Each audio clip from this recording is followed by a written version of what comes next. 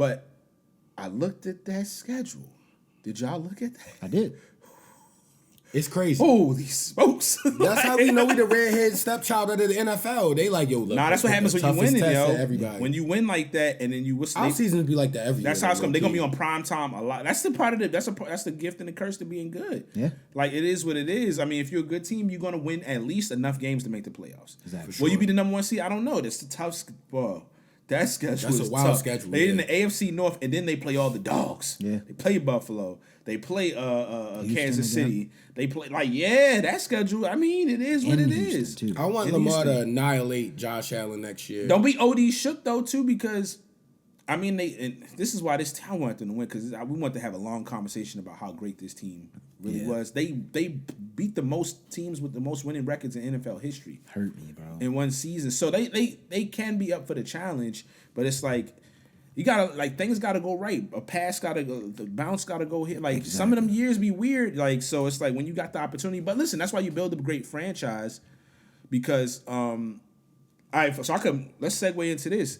DeCosta was talking. They was like, they always talk about windows and stuff like that. Well, when you got a franchise quarterback, your window's always open until he completely falls off. Yeah.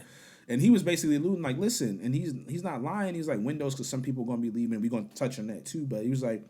We talking with agents and this and this and that and the third, but it's not always about going out there and paying a whole lot to keep or trying to find some new guy and paying him. He's like, yo, we got a quarterback. We do a good job of getting young guys like we recently done, developing them and having them come to a system. We trust our people. And our window's always going to be open. Basically, as long as we got Lamar Jackson, it's always going to be open. So, you got to trust that they've done a good job. They're going to bring enough good players back. Like they got enough good players still on rookie deals. And got a young. It's more so. I think the scary part is some of the defensive pieces that we're not going to be able to pay, as far as people we might lose. Because the defense, honestly, if we just don't panic, the games are a blowout because you can't score on us, bro. I will say this. I said this. They're going to have Kyle.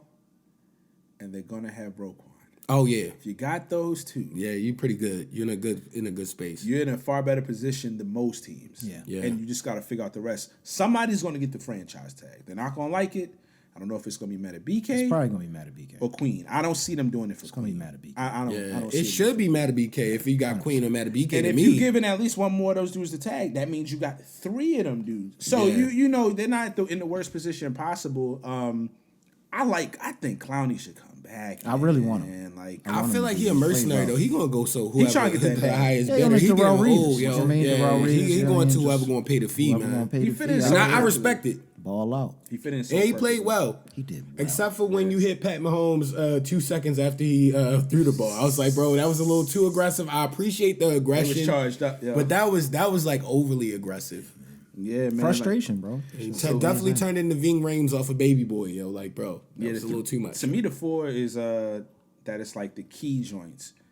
Because Geno Stone said he said, I'm coming back. Yeah, I can see so I don't know what the deal he going to take, but he could get he like it here. Yeah, he like it here, and he's got an opportunity here. Sometimes a place that gives you the That's opportunity you want to be loyal to. Yeah. And then they got schemes for you and stuff like that. You're like, I'm comfortable here. You never know what happens when you go somewhere. It look green on the other side, and you know what I mean? So he said straight up when he was like, I think it was Marlo that was talking to him. He was like, man, I'm coming. I'm here basically.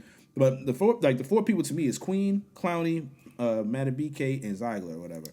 So they got to get a combination and keeping at least 2 of those guys. I think they'll be able to keep at least 2 of those guys. Then you draft, and then you might bring in another vet. I think they're going to be fine. Yeah. I think they're going to be fine. If somehow we keep Madubuike and Jadeveon Clowney, that's I think who I for want sure the most. we win the Super Bowl. I like Queen, but I think those 2 are more important. Patrick, but see, we were saying on the phone earlier this week, with Queen, remember that season when he was non-existent before Roquan came? It was Roquan.